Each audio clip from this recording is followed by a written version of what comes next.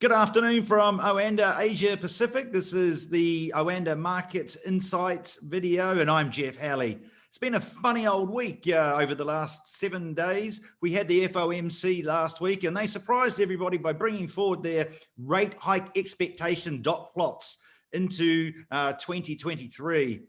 That caused a bit of a mini taper tantrum in the markets as the street rapidly reassessed the pace of the rise of potential US interest rates. We saw Fed Governor Bullard out on Monday saying that the rates would have to rise by 2022. And then we saw Jerome Powell overnight in testimony in the Houses of Congress saying, no, don't worry, we're still on track and inflation is transitory. There's been a lot of noise in the markets over the last few days. And that has really been because of this uncertainty about the elephant in the room. If we look at the 10-year bond chart that's just popping up on the screen now, we can see that it's had a pretty volatile few sessions, but net, it's sitting in the middle of its range. And if we look at the NASDAQ on this chart, we can see that despite all the noise and worries about inflation potentially, or are we not having inflation, or is it transitory, or is it wage price spiral, sticky inflation, NASDAQ is basically closed at record highs. This is very interesting. So we've seen a lot of noise, but really not much reaction in equity markets and in the bond markets. And that tells us that this elephant in the room, inflation, is still undecided as a potential event going forward, shall we say. Is it transitory? Is it permanent? Is it sticky after being on holiday for 20 years? The honest answer is we just don't know. There's lots of very smart people, both even within the Fed and also prominent members of the financial community worldwide, who are on very opposite sides of this fence. And that tells me that this is going to be an issue that vexes the market for a while yet. We look at the euro though.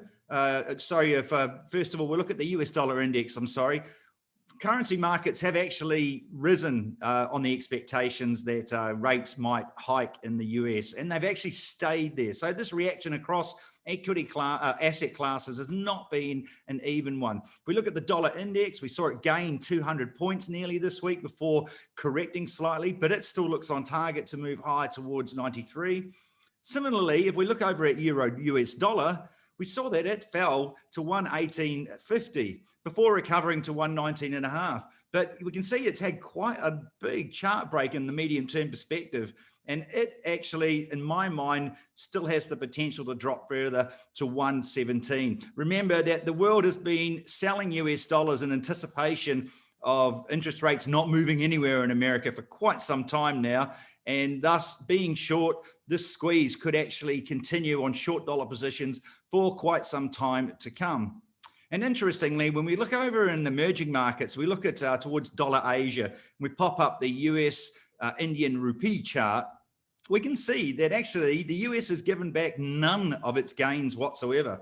Dollar INR has risen above 74 and it's still up there.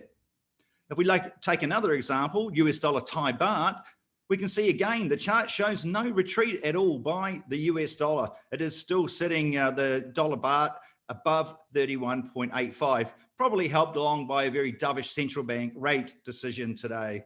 That tells me that there's still some residual nervousness about this transitory inflation or not, rates higher or not in the United States, still sitting around in the market. Gold also collapsed over $100 this week on that Fed news and the Bullard comments.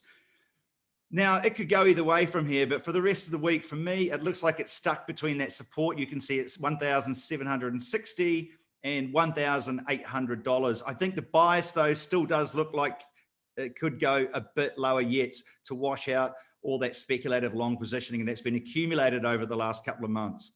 So lots of noise, but not lots of substance. Things will get clearer with the non-farm payrolls at the end of next week. But I think for the rest of this week, it's a day trader's market. And if you're a medium to long-term investor, now would be a good time to be on the sidelines watching proceedings. Thanks very much for tuning in and have a great week ahead.